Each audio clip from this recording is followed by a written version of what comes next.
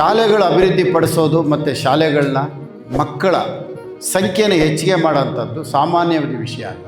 ನಾನು ನೋಡ್ತಾನೆ ಇದ್ದೀನಿ. ನಾನು ಶಾಸಕನಾಗೋಕ್ಕೆ ಮುಂಚಿತವಾಗಿ ಪ್ರತಿಯೊಂದು ಶಾಲೆನಲ್ಲೂ ಮಕ್ಕಳ ಸಂಖ್ಯೆ ಎಷ್ಟಿತ್ತು, ನಂತರ ನಾನು ಕ್ರಮ ಕೈಗೊಂಡ ಮೇಲೆ ಎಷ್ಟು ಮಕ್ಕಳಾಗಿದೆ, ಎಷ್ಟು ಬೆಳವಣಿಗೆ ಆಗ್ತಾ ಇರೋದಕ್ಕೆ ಸಾಕ್ಷಿ ಜಾಲಹಳ್ಳಿ ಸ್ಕೂಲ್. 1936ನೇ ಇಸ್ವಿ ಸ್ಕೂಲ್.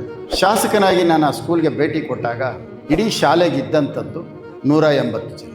ಏನು 1936ನೇ ಇಸ್ವಿಯಲ್ಲಿ ಕಟ್ಟಡ ಮಾಡಿದ್ರು ಹಾಗೇ ಉಳ್ಕೊಂಬಂದು, ಬಾಗಿಲಿಲ್ಲ, ಮನೆಗಳು ಅಷ್ಟು ಕೆಟ್ಟದಾಗಿದ್ದಂಥ. ಅದಾದಮೇಲೆ ಅಲ್ಲಿ ಒಂದು ಶಾಲೆನ ಮಾಡಿ ಕಾಲೇಜ್ವರೆಗೂ ಮಾಡಿದ್ಮೇಲೆ ಇವತ್ತು ಹೆಚ್ಚು ಕಮ್ಮಿ 2000 ಮಕ್ಕಳು. ಅದೇ ರೀತಿ JP ಪಾರ್ಕಲ್ಲಿ ಒಂದು ಒಳ್ಳೆಯ ಶಾಲೆ ಮಾಡಬೇಕು. ಸುಮಾರು ಒಂದು 11 ಶಾಲೆಗಳನ್ನ ಕಟ್ಟಡನ ನಿರ್ಮಾಣ ಮಾಡಿ ಅದನ್ನು ಕೇಂದ್ರ ವಿದ್ಯಾಲಯಕ್ಕೆ ಮರ್ಜ್ ಮಾಡಿ ಕೊಡಬೇಕು ಅನ್ನೋದು ನನ್ನ ಭಾಳ ದೊಡ್ಡ ಕನಸು. ಅದಕ್ಕೆ ಆಯ್ಕೆ ಮಾಡಿಕೊಂಡಂಥದ್ದು JP ಪಾರ್ಕ್ ಹತ್ರ ಕಲ್ಪನಾ ರಸ್ತೆಯಲ್ಲಿ ಸುಮಾರು 2000 ಮಕ್ಕಳು ಓದೋಂಥ ಶಾಲೆ ಕಟ್ಟಡ ಕಟ್ಟಿತ್ತು. ಇವತ್ತು ಅಡ್ಮಿಷನ್ ಮಾಡ್ಬೋದು, ಇವತ್ತು ಆ ಸ್ಕೂಲ್ನ ಓಪನ್ ಮಾಡ್ಬೋದು. ಓಪನ್ ಮಾಡೋಕ್ಕೆ ನನ್ನ ಕೈಲಿ ಆಗ್ತಾಯಿಲ್ಲ. 3 ವರ್ಷದಿಂದ ಸತತವಾಗಿ ಪ್ರಯತ್ನ ಮಾಡ್ತಾಯಿದ್ದೀನಿ, ಆಗ್ತಾಯಿಲ್ಲ. ಆ ಶಾಲೆ ಓಪನ್ ಆಗಿದರೆ 2000 ಮಕ್ಕಳು. ನಾನು ಓದಿದ್ದು ಸರ್ಕಾರಿ ಶಾಲೆ. ಇವತ್ತು ಈ ಮಕ್ಕಳೆಲ್ಲ ನೀವು ಪುಣ್ಯ ಮಾಡಿದ್ದೀರಿ, ನಿಮಗೆ ಬಿಸಿ ಊಟ ಬರುತ್ತೆ. ನಾನು ಶಾಲೆಯಲ್ಲಿ ಓದೋವಾಗ ಮಾಡ್ರನ್ ಬ್ರೆಡ್ 2 ಪೀಸ್ ಕೊಡ್ತಾಯಿದ್ದೆ. ಆ 2 ಪೀಸ್ ಯಾವಾಗ ಕೊಡ್ತಾರೆ ಅಂತ ನಾವು ಕಾಯ್ಕೊಳ್ತಾಯಿದ್ವಿ. Kodandarampura Malleshwara government school 2 bread piece ಕೊಡ್ತಾಯಿದ್ದೆ. ಮನೆ ಇಷ್ಟು ಒಳ್ಳೆ ಸ್ಕೂಲಲ್ಲ, ಹೆಂಚಿನ ಬಿಲ್ಡಿಂಗ್. ಅದಾದಮೇಲೆ ಮತ್ತೆ ನಾನು ಹೈಸ್ಕೂಲ್ಗೆ ಹೋದೆ, ಅದು ಕಾರ್ಪೊರೇಷನ್ ಶಾಲೆ. ವರ್ಷಕ್ಕೆ 36 ರೂಪಾಯಿ ಫೀಸು, ಸ್ಕಾಲರ್ಶಿಪ್ ತೊಗೊಂಡ್ರೆ 2 ರೂಪಾಯಿ ಫೀಸು.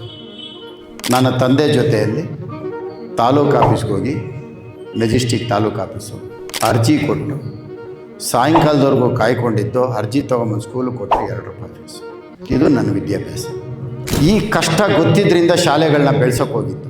ಅದಾದ ನಂತರ ಪೀಣ್ಯ ಗ್ರಾಮದಲ್ಲಿ, ಇಡೀ ಬೆಂಗಳೂರಿನಲ್ಲೇ ಅಂಥ ಒಂದು ವ್ಯವಸ್ಥೆ ಇಲ್ಲ. ಬರೀ ಒಂದು 300 ಮೀಟ್ರ್ ದೂರದಲ್ಲಿ, ಬರೀ 300 ಮೀಟ್ರು ಅಷ್ಟು ದೂರದಲ್ಲಿ LKGಯಿಂದ ಹಿಡಿದು, ನರ್ಸರಿಯಿಂದ ಹಿಡಿದು ಡಿಗ್ರಿ ಕಾಲೇಜ್ವರೆಗೂ ಮಾಡಿದ್ದೀನಿ. 5000 ಮಕ್ಕಳಿದ್ದಾರೆ ಅಪ್ ಟು ಡಿಗ್ರಿವರೆಗೂ.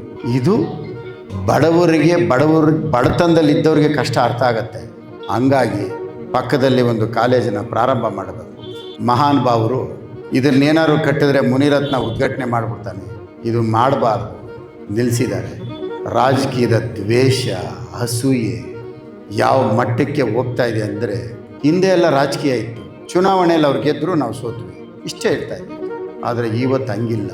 ಪ್ರತಿದಿನ ಶಾಸಕರ ಬಗ್ಗೆ ಮಾತಾಡೋದು, ಶಾಸಕರಿಗೆ ತೊಂದರೆ ಕೊಡೋದು, ರಾಜೀನಾಮೆ ಕೊಡೋದು, ಮಾಡಿ ಮಾಡಿ ಮಾಡಿ ಮುನಿರತ್ನನಿಗೊಬ್ಬನಿಗೆ ತೊಂದರೆ ಆಗಲ್ಲ. ಇದರಿಂದ 5 ಲಕ್ಷ ಜನಕ್ಕೆ ತೊಂದರೆ ಆಗ್ತಾ ಇರೋದು. ಇದು 10 ವರ್ಷ ಹಿಂದೆ ಹೋಯಿತು ಕ್ಷೇತ್ರ. ಯಾವ ಮಟ್ಟಕ್ಕೆ ಅಭಿವೃದ್ಧಿ ಆಗ್ತಾಯಿದೆ, ಯಾವ ಬೆಂಗಳೂರಿನಲ್ಲಿ ಯಾವ ಕ್ಷೇತ್ರದಲ್ಲೂ ಇಷ್ಟೊಂದು ವೇಗವಾಗಿ ಬೆಳೀತಾ ಇರಲಿಲ್ಲ. ಇವತ್ತು ನಾವು ಹಿಂದೆ ಹೋಗ್ತಾಯಿದ್ದೀವಿ. ಎಲ್ರಿಗೂ ಒಳ್ಳೆಯದಾಗಲಿ, ಮತ್ತೆ ಭೇಟಿ ಮಾಡೋಣ. ಈ ಕ್ಷೇತ್ರಕ್ಕೆ ಒಳ್ಳೆಯದಾಗತ್ತೆ ಅನ್ನೋದು ಮಾತ್ರ ನಿಮ್ಗೆ ಹೇಳಿ ನನ್ನ ಮಾತು ಮುಗಿಸ್ತೇನೆ. ಎಲ್ರಿಗೂ ಒಳ್ಳೆಯದಾಗಲಿ. ನಮಸ್ಕಾರ. ಜೈ ಕರ್ನಾಟಕ.